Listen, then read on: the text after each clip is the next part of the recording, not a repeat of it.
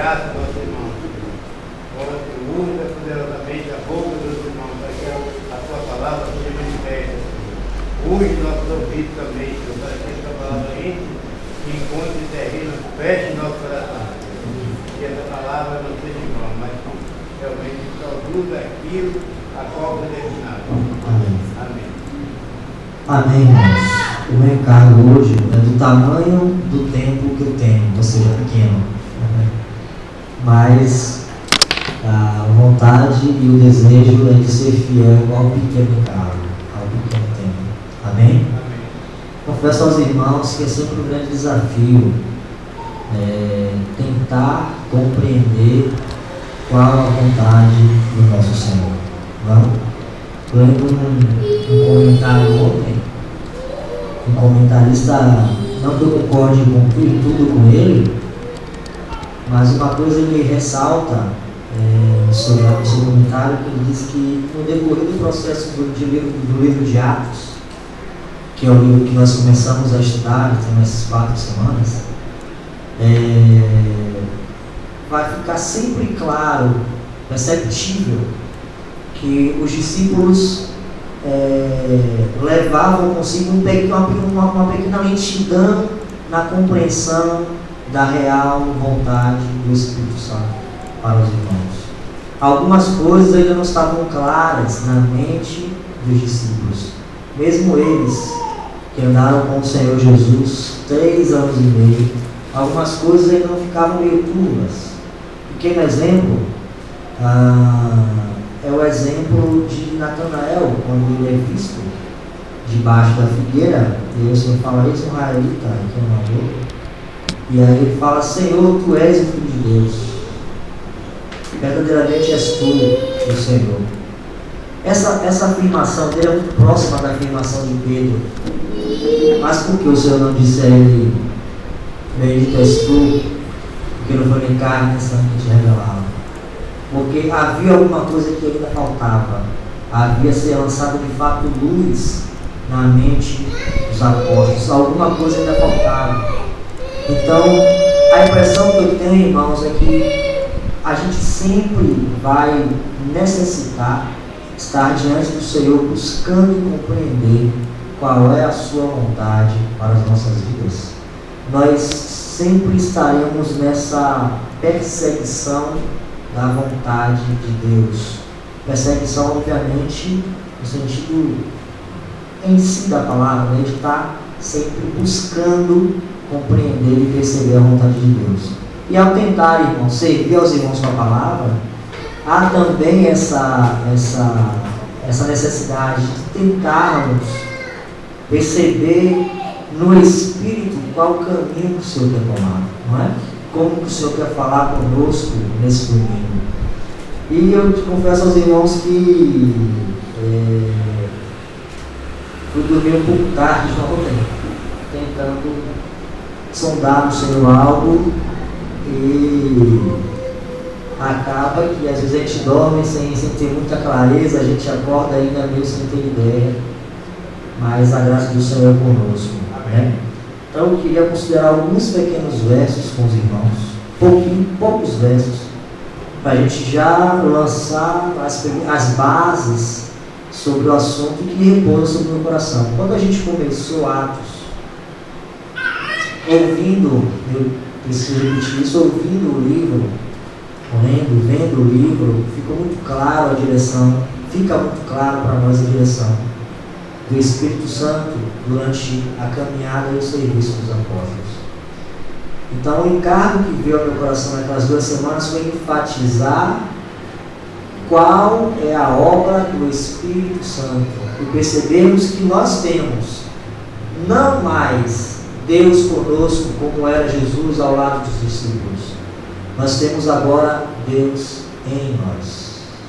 Nós temos esse Deus que habita agora em cada um de nós, através da pessoa do Espírito Santo, que é a terceira pessoa da Trindade, que comunga da mesma substância de Deus, assim como o Pai e o Filho, que é uma pessoa que tem sentimentos, que é uma pessoa que tem vontade, que é uma pessoa que tem propósito e tem meta.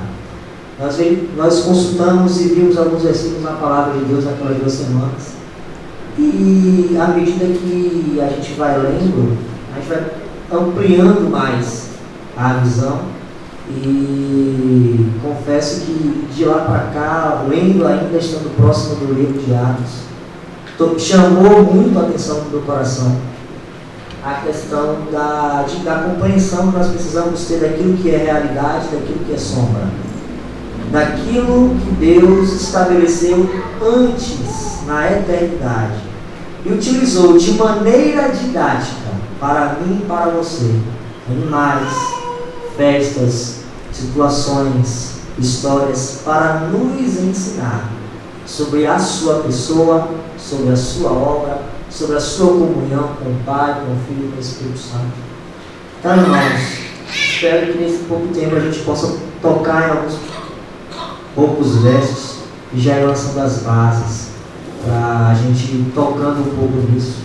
Ainda também linkado, conectado com o que o Léo colocou semana passada, com a conexão que ele fez entre Atos capítulo 2 e Êxodo capítulo 25, entre a sombra e a realidade, trazendo a gente lá para o início, onde não havia nada, onde apenas havia o Pai, o Filho e o Espírito Santo nessa comunhão perfeita da Trindade, mostrando, na semana passada, que tudo começa com Ele, Deus, o exemplo que o Léo citou, do irmão Frank Viola, desse livro aqui, irmãos, a história não contada no Testamento,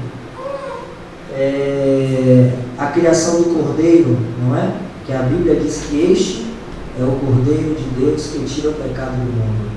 Mas como é que esse animal se comporta, como que ele é, qual a dinâmica dele? Então o Senhor criou um animal para representar o seu filho e não o contrário. As coisas, irmãos, sempre começam nele. Deus não precisa de conselheiros. Quem deu a ele para depois cobrar dele? Então a criação não pode cobrar. Bem, eu criei esse animal aqui, o Senhor pode utilizar para poder exemplificar a pessoa e a obra do seu filho. O leão, por que Deus criou o leão? Com que objetivo? Amém? Então, diante disso, irmãos, eu queria abrir com os irmãos Apocalipse capítulo 4.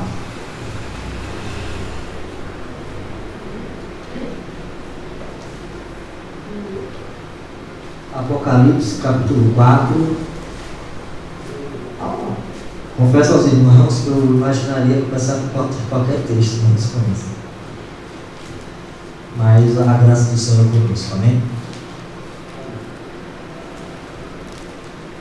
Apocalipse capítulo 4, versículo 11. Apocalipse capítulo 4, versículo 11.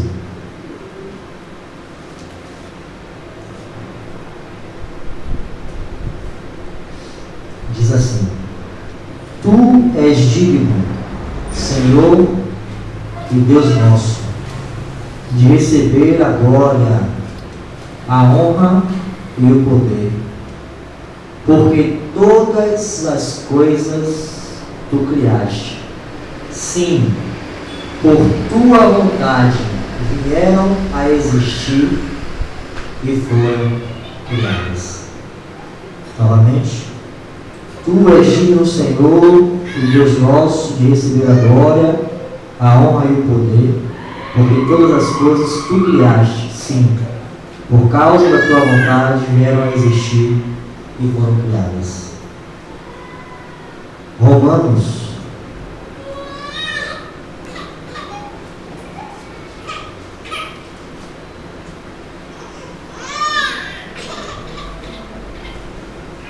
diante desse versículo, irmãos, os irmãos podem abrir em Romanos capítulo 15 e segurar um pouquinho. Diante desse versículo, nós não temos nenhuma outra questão a ser levantada. Não é? O Senhor criou todas as coisas por causa da sua vontade. Todas elas vieram a existir. Ainda em Romanos, mas não é o versículo que está aberto, mas diz que por meio dele, por ele e para ele. Porque dele, por ele e para ele são todas as coisas. Irmãos, todas as coisas, sem exceção, inclusive eu e você. E por que eu estou fazendo esse link? É porque, estudando o livro de Atos, irmãos, a gente vai ter um episódio que é o episódio do Pentecostes, que é a festa dos 50 dias após a Páscoa, que é uma festa que foi estabelecida pelo nosso Senhor, escrita lá em Êxodo, salvo me engano, capítulo 24, 25, por ali.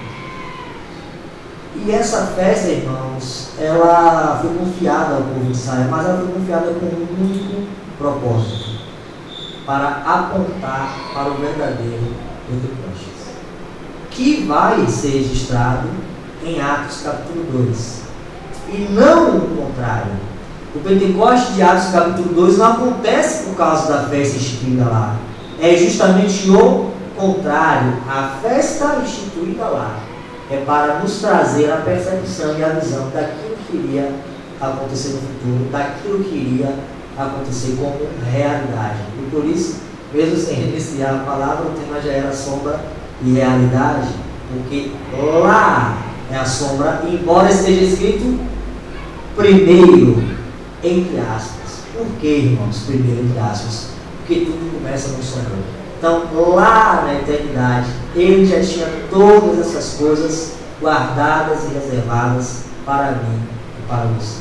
Então, de maneira muito didática, Ele não só cria o mundo, Ele não só permite com que algumas vidas sejam trabalhadas e Ele vai conduzindo essas vidas para nos ensinar. Ele também vai entregando festas ao povo de Israel. Ele também vai entregando preceitos, caminhos a serem seguidos, uma lei que representa a sua própria pessoa, porque a lei é boa, santa e perfeita.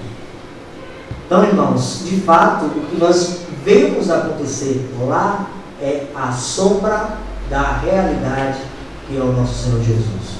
Romanos capítulo 15, versículo 4, diz assim: pois tudo quanto outrora foi escrito para o nosso ensino foi escrito, a fim de que pela paciência e pela consolação das Escrituras tenhamos esperança. Mais um versículo em João capítulo 1. Evangelho de João capítulo 1.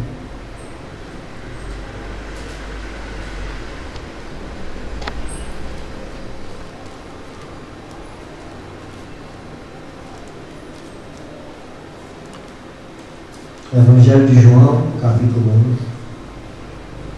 1, versículo 17. Ou melhor, irmãos, vamos começar no versículo 15. João testemunha a respeito dele. Dele quem? Jesus. E exclama: este é o de quem eu disse: o que vem depois de mim tem, contudo, a primazia, porquanto já existia antes de mim. Porque todos nós temos recebido da sua plenitude e graça sobre graça. Porque a lei foi dada por Moisés, a graça e a verdade, a realidade, vieram por meio de Cristo Jesus. Ninguém jamais viu a Deus, o Deus unigênito que está no seio do Pai, é quem o revelou. Então, nesses 3 versos, irmãos, nós vemos que o Senhor mesmo decidiu que assim fosse, pela sua graça e misericórdia. Que lá Ele escrevesse, deixasse registrado, e como uma graça de Deus, de maneira muito didática, Ele nos colocasse todas as festas, as cerimônias, o sacerdócio. Olha, irmãos, como é necessário compreendermos que nós somos verdadeiros sacerdotes. Como é urgente a necessidade de compreendermos que somos sacerdotes para o nosso Deus, para oferecermos sacrifício vivo por meio de Jesus Cristo. Irmãos, tudo aquilo era sombra. Eu não vou nem abrir Hebreus, porque Hebreus também vai nos trazer esses versos. E também sem falar em Colossenses capítulo 2, versículo 16, que fala que ninguém pôs o jugo por festas e dias sábados e luas novas, porque tudo isso era sombra do que haveria de vir. E aí, irmãos, nós temos uma necessidade importante e que nós devemos estar atentos de nos aproximarmos do Antigo Testamento, pedindo a graça de Deus para compreendermos aquilo que Ele quer nos ensinar ali, como foi lido em Romanos capítulo 15, versículo 4, nós lemos até antes do versículo de João, capítulo 1. Para finalizar, Atos capítulo 2.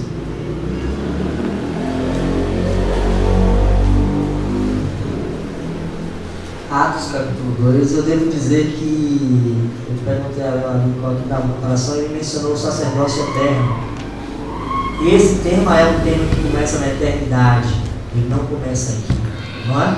Não começa quando o Senhor dá a lei a Moisés, estabelece que a família de Levi tem que ser sacerdotes, que há uma roupa a ser vestida, que há um trabalho a ser realizado, e que esse sacerdote, uma vez por ano, tem que entrar e oferecer. Nada disso começou ali. Ali foram só representações, sombras, figuras e ferramentas didáticas para o nosso ensino, para o nosso aprendizado. Então, Atos capítulo 2 diz assim, Atos 2:1. Ao cumprir-se o dia de Pentecostes, estavam todos reunidos no mesmo lugar. De repente veio do céu um som, como de um vento impetuoso, encheu toda a casa onde estavam assentados. E apareceu distribuídas entre eles línguas como de fogo, e pousou uma sobre cada um deles. Todos ficaram cheios do Espírito Santo e passaram a falar em outras línguas, segundo o Espírito lhes concedia. Levítico, capítulo 23.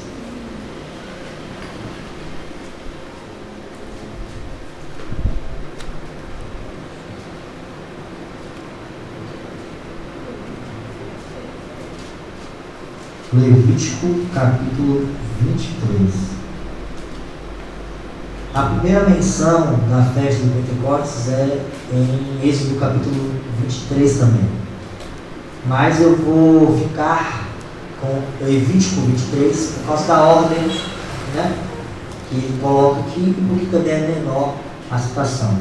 Êxodo 23 diz assim: diz o Senhor a Moisés: fala aos filhos de Israel e diz-lhes: as festas fixas do Senhor que proclamareis serão santas convocações, são estas as minhas festas. E ele vai citar 3 festas: o sábado, a Páscoa, a festa das primícias e logo depois o Pentecostes. Como eu disse, irmãos, isso aqui é apenas a sombra daquilo que o Senhor quis de fato realizar. Nós não vamos entrar nos pormenores, porque o Senhor é muito exato no cumprimento daquilo que Ele estabeleceu. Até a quantidade de dias que deveriam se passar foram exatamente as mesmas. Se esses irmãos lembram, quando nós lemos em Êxodo capítulo 12, o Senhor manda que separemos o cordeiro de dia? No 10º dia do mês, é o momento que o Senhor entra em Jerusalém. Ele e o cordeiro perfeito, 4 dias antes, já está ali em Jerusalém para poder ser sacrificado. E 4 dias depois, exatamente no crepúsculo da tarde, ele entrega a sua vida, como dito também, como colocado como sombra em Êxodo capítulo 12. Mas não só isso, depois disso nós temos a morte do Senhor e a sua ressurreição no terceiro dia. Então ele ressuscita. Mas a partir daqui são contados 50 dias até a festa de Pentecostes. E eu não vou nem também entrar nos pormenores da festa das primícias, que é inclusive um assunto que lança a base para a compreensão da vinda do Senhor. Se compreendido de maneira correta o assunto das primícias aqui, nós entenderemos com mais clareza o assunto da vinda do Senhor, de quem é as primícias, lá em 2 Coríntios, 1 Coríntios capítulo 15. Não é isso? 1 Coríntios capítulo 15. Então, o Senhor ele é muito exato, ele é muito meticuloso, ele é muito detalhista quanto a esses detalhes. E aí, segurando aqui, eu queria voltar rapidamente para Atos capítulo 2, porque nós sabemos que o Senhor morreu numa sexta-feira, no crepúsculo da tarde. Depois ele ressuscitou numa manhã de domingo, foi assunto aos céus. Depois ele vem e aparece aos seus discípulos por um período de 40 dias. Os irmãos lembram que eu falei do comentarista no início do compartilhar? Eu discordo dele nesse ponto. Ele diz que esses 40 dias são simbólicos, eles não de fato existem. Apenas significa que são 40 dias. Ele diz que aquilo deveria ser da seguinte maneira: então o Senhor lhes falou por muitos dias, e não por 40 dias exatos, mas de acordo com aquilo que o Senhor estabeleceu em não só Êxodo 23, mas também no Levítico 23, de fato são 40 dias. 40 dias em que o Senhor aparece aos seus discípulos, eles ensinam, eles instruem a respeito do reino, e depois, mais 10 dias, nós temos aí 10 dias de intervalo, 40 mais 10, 50, e exatamente no início do capítulo 2 de Atos, a frase aparece: ao cumprir-se o dia de Pentecostes. Ao cumprir-se o dia de Pentecostes. Exatamente no 50º dia, o Espírito Santo desceu sobre os apóstolos, desceu sobre os discípulos, desceu sobre aqueles 120 que estavam ali esperando o Senhor. Então, irmãos, tudo que nós vemos, não só nesse assunto, mas também em vários outros assuntos, são aulas, são guias que o Senhor nos dá para compreendermos melhor e ainda mais o seu plano e a sua vontade para cada um de nós. Compreendermos e percebermos a beleza que há em sua palavra, quando ele coloca a festa da Páscoa, como Paulo menciona que Cristo, o nosso Cordeiro Pascal, já foi imolado. E se ainda isso não é necessário, João capítulo 1 olha para o Senhor e diz: eis o Cordeiro de Deus que tira o pecado do mundo. Um Cordeiro sem mancha, sem mácula, sem ruga, o Cordeiro perfeito de Deus.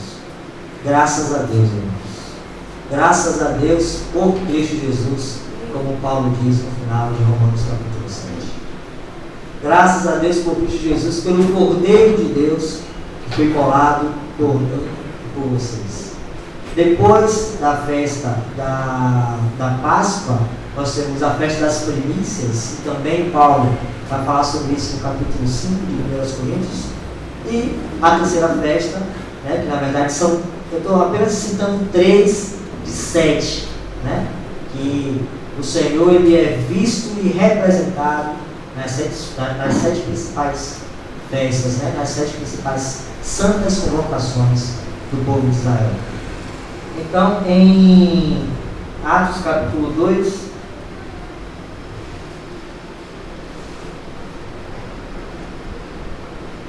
perdão, irmãos, Atos capítulo 1.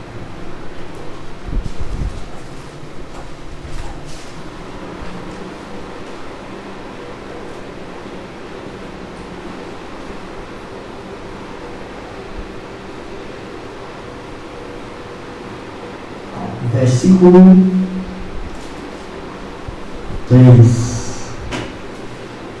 A estes também, depois de ter padecido, se apresentou vivo, com muitas provas incontestáveis. E um detalhe muito importante é que uma dessas provas incontestáveis, existe uma sinalização no texto grego, só uma sinalização, né, preciso confirmar isso, de que essa prova incontestável é o fato de ele ter comido com os seus discípulos. Quando ele aparece lá em João capítulo 21, o que é que ele faz com os seus discípulos quando eles estão voltando da pesca? Né? Ele bota o peixe, bota a fogueira e vai comer com os discípulos. Quando ele se apresenta a primeira vez aos discípulos, quando Tomé não está, ele pede um pão, ele come, tem de dar algo para comer. Então, há um pequeno indício aqui que essa é uma das provas incontestáveis, né? Obviamente várias outras, do corpo físico do Senhor, né? O Espírito não tem carne, o corpo pele, o toque. Provas incontestáveis aparecendo-lhes durante 40 dias, falando das coisas concernentes à vida de Deus. E aqui, irmãos, de fato, são 40 dias exatos, não são 40 dias simbólicos. Não é uma figura de linguagem, não é uma ideia, não é nada disso. São 40 dias exatos, porque o Senhor assim estabeleceu. E, para finalizar, de fato, né, para não ficar nenhuma ponta solta, porque eu menciono essa questão dos 40 dias, é por causa da exatidão que o Senhor colocou em Levítico 23. Eu queria voltar só para finalizar. Levítico 23.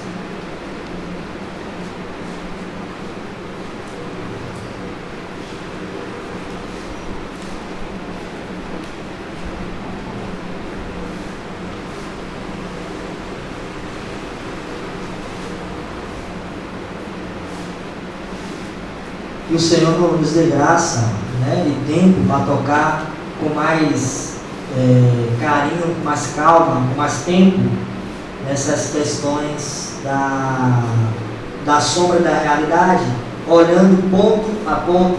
Nós vamos só olhar essa questão de Pentecostes e a gente finaliza. Levítico 23, a partir do 15. Contareis para vós outros desde o dia imediato ao sábado.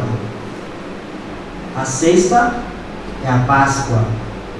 No sábado, ou seja, no dia seguinte à Páscoa, que seria na sexta. O dia em que trouxeres o molho da oferta movida, as primícias, 7 semanas inteiras serão. 7 vezes 7, 49. Até o dia imediato ao sábado, contareis 50 dias. Então trareis a nova oferta de manjares ao Senhor. Isso é o que está escrito em Levítico 23. Até o dia imediato ao sábado, contareis 50 dias. Por isso o nome Pentecostes, né? 50. Então trareis a nova oferta de manjares ao Senhor. Será mera coincidência, irmãos, que justamente no dia de Pentecostes, na festa de Pentecostes, o Espírito Santo desceu e batizou aquele primeiro grupo de pessoas para dentro do corpo de Cristo? Será que foi só um encaixe de datas meio aleatório? Será que foi sem planejar, sem pensar que todas essas coisas aconteceram? É óbvio. É óbvio que não, irmãos. É óbvio que havia da parte do Senhor um ensinamento, havia da parte do Senhor uma representação dessa festa aqui. Havia uma sombra dando a ideia de que algo mais profundo e mais alto do que isto aqui iria acontecer, que é o fato de sermos batizados para dentro do corpo de Cristo através da descida do Espírito Santo. Então, foram 40 dias, como Atos nos informa Atos 1, foram 40 dias mais 10 dias. E aí o versículo 1 do capítulo 2 de Atos é muito preciso e belo ao nos informar. Ao cumprir-se o dia de Pentecostes. É no cumprimento, porque aquele é o cumprimento. E não lá. Ali em Atos 2 é cumprido o Pentecostes, irmãos. E graças a Deus. Graças a Deus, porque pelo seu Espírito fomos batizados para dentro do corpo de Cristo. Leonardo ontem me mandou uma Bíblia, um link de uma Bíblia, que é a LTT, né? A leitura, a tradução, não remédio dele, linguagem literal. Nada mais é do que o texto original do hebraico e do grego, né? Algumas porções ali do aramaico, traduzidas ao pé da letra para o português, né? Direto para o português, sem ajuste do tradutor, né? Eu trabalho na área de que a gente tem que fazer alguns ajustes, né? Da língua mãe para a língua de chegada, para que quem está lendo na língua de chegada não encontre incongruências, né? Inconsistências. Está meio estranho, está faltando um conectivo, está faltando um i aqui, esse gerúndio não está acontecendo agora. Então a gente precisa fazer algumas adaptações, tá? Não é inserção, tá, irmão? São adaptações, né? Não muda a mensagem é a mesma. Graças a Deus pelos tradutores da palavra de Deus que nos entregam esse texto, como RANV e as diversas traduções. Mas a gente precisa fazer essas adaptações. E essa Bíblia não tem essas adaptações. Ela é direta, ela é o texto colocado. E aí tem um versículo em João capítulo 7, que diz assim: aquele que crendo para dentro de mim. Olha, irmãos, que preciosidade. Nós não estamos aí afora, irmãos. Se chovesse agora, nós estaríamos guardados, porque estamos dentro desta casa. Nós estamos aqui guardados do sol, da chuva. Irmão, mas no Senhor nós estamos guardados de tudo, não só disso. Nós estamos dentro dele, inseridos nele. Nós fazemos parte dele. Não somos mais apenas Léo, Luca, Érica, Daniel, Tiago. Nós somos agora um em Cristo Jesus, como Paulo vai dizer em Gálatas. Já não há mais livre, nem escravo, nem homem, nem mulher, nem cita, nem bárbaro, nem azul, nem amarelo, nem alto, nem baixo. Mas todos somos um em Cristo Jesus. Nós somos batizados para dentro dele, irmãos. Para dentro dele. Ele não quis estar ao nosso lado. Ele não quis que estivéssemos do lado dele. Ele quer que sejamos dentro dele. Isso é uma realidade. Nós precisamos tocar pela fé. Pela fé nós podemos tocar nessas realidades. Então, irmãos, quando o Espírito Santo, em Pentecostes, no capítulo 2 de Atos, na realidade, desce sobre aqueles 120, há ali uma ação dupla. Há uma ação de penetração no espírito humano, de regeneração do espírito humano para a habitação eterna, e há uma capacitação para o ministério. Há uma ação dupla do Senhor de nos batizar para dentro de Cristo e nos capacitar para a obra do ministério. Há ali as duas palavras gregas, plero e kleto, plesso, não? Plero e plesso, né? Nesta ordem. Plero, quando ele nos batiza para dentro de Cristo, habitando em nós o seu Espírito. A pessoa, como eu mencionei nisso, a pessoa bendita do Espírito Santo, irmãos, está em mim e em você. Não tem coisa mais bela do que você passar na rua, ou estar em uma loja, e você começar a conversar com alguém, você perceber uma identificação com aquela pessoa. Então você não sabe, daqui a pouco no meio da conversa, eu sou cristão, mas eu também sou, glória a Deus. Irmão, o Espírito é o mesmo. É exatamente o mesmo Espírito. Como os irmãos sabem, nós o homem, né, somos constituídos de 3 partes: espírito, alma e corpo. O Senhor, Ele também é homem, tem espírito, alma e corpo. Se nós somos o seu corpo, o espírito que está nele é o espírito que está em nós, é o mesmo espírito, nos conectando a Ele para a eternidade, para sempre. Estamos em Cristo, para dentro de Cristo, e aí estamos bem, e aí estamos seguros, e aí estamos guardados, e aí temos provisão, e aí temos tudo do que necessitamos, tudo de que precisamos, né? Desculpa o dia, porque alguns gramáticos dizem que precisamos do dia, outros dizem que não. Então, alguns dizem que é precisamos ou do que precisamos. Imagina. Então, irmãos, nós somos batizados para dentro dele, e graças a Deus por isso. Graças a Deus que Ele não quer apenas segurar na nossa mão e nos conduzir, Ele quer que estejamos dentro dele. Essa é a vontade do nosso Senhor. Isso nós não percebemos que somos merecedores disso, capazes ou especiais, do que mencionamos no início do parte do qual é a resposta: o precioso sangue. Olhando para Ele, nós podemos caminhar. Olhando para o Senhor Jesus, não para nós. Então, irmãos, eu sei que eu disse que ia acabar logo, eu acabei demorando. Desculpem mais uma vez, mas eu finalizo aqui dizendo e relembrando que nós estamos na realidade. Nós estamos e fomos batizados para dentro dele. O seu amor é tão grande, tão abundante, que Ele nos purifica com o seu sangue e nos insere em si mesmo. Em si mesmo, perdão. Não mais do lado, não mais na frente, não mais atrás, mas para dentro do Senhor. É nele que estamos em. Existe uma expressão no grego que você pode traduzir literalmente, diz assim: em dentro de Cristo. Não só em Cristo, mas em dentro. É a coisa mais enfática do que a gente imagina, é lá dentro, lá nele.